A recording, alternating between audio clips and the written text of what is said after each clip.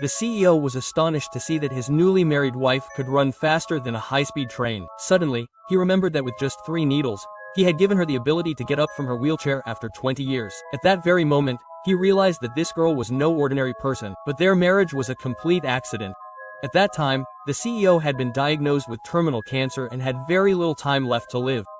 He decided to marry someone in the hope of a cure. When his grandmother learned of this, she immediately sent a marriage proposal.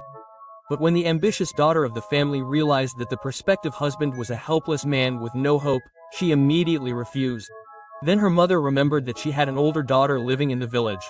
So, they decided to secretly exchange them and send a village girl in her place.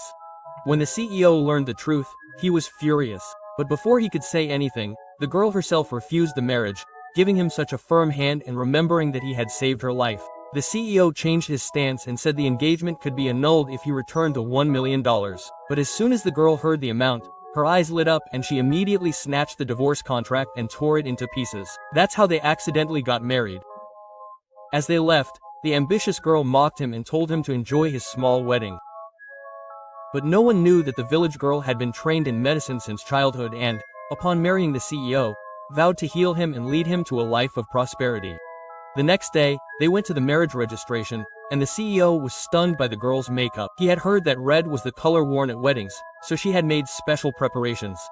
The CEO had no choice, so he lent her his shirt for the certificate photo. When the girl got out of the car in her new dress, the CEO was astonished. He hadn't expected the village girl to be so beautiful and lovely, and at that very moment, he felt something for her. After the marriage was registered, the CEO ordered his assistant to find a magic doctor.